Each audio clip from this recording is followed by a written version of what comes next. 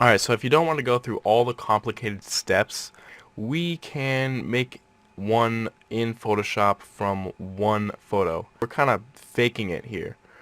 Uh, these are pseudo planets, that's what I call them.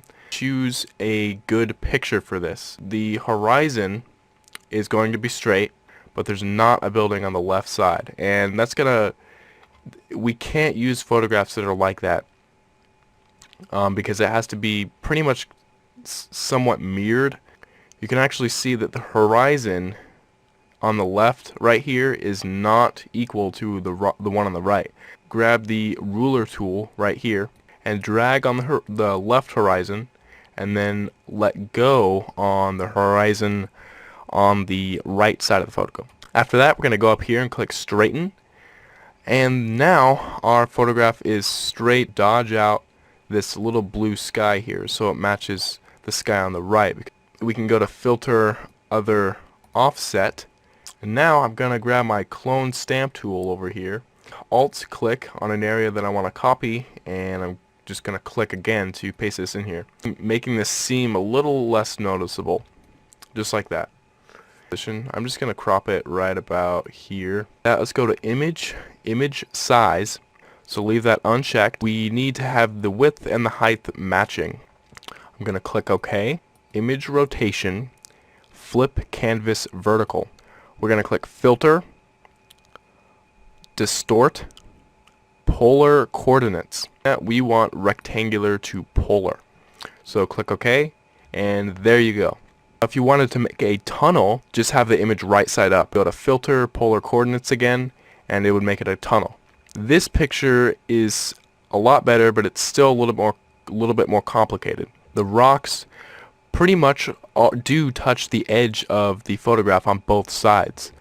Click filter, other, offset. Now what I'm going to do is grab my clone stamp tool again. So I'm going to alt click on an area that I want to copy. Doing this, I'm just trying to attempt just to get rid of that seam. Grab the horizon there and just paste that over in there. So I'm going to grab my rectangular marquee tool. I'm going to feather this by about 8 pixels, and I'm going to make a selection right here and just get rid of that horizon right about there. And since the white color is my background color, I'm going to press Control Backspace. That's Command Backspace if you're on a Mac. And now I could use my dodge tool just to maybe dodge up the C, duplicate this layer, and I'm going to change the blending mode to screen just to make it a little bit more brighter. And then I'm going to create a layer mask here and create a gradient for the layer mask. And I think that looks good. The bottom part of the photo basically just needed a little bit more brightness. Now I'm going to click Layer, Flatten Image. I'm going to go to Image Size, and I'm going to... So what I'm going to do, just in this circumstance, I'm just going to type in 3000 for both of them, and just go kind of mid-range. Click OK, and there's our picture.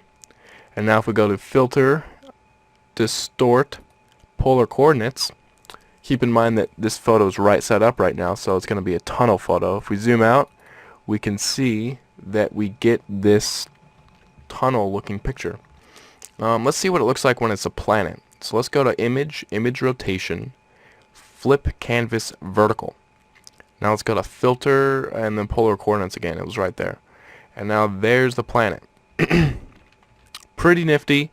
This technique, in my opinion, works best when there's not a whole lot of sky going around, because if there is sky, that means that you'll get those stretched out pixels on the edge that look like this on the edge here.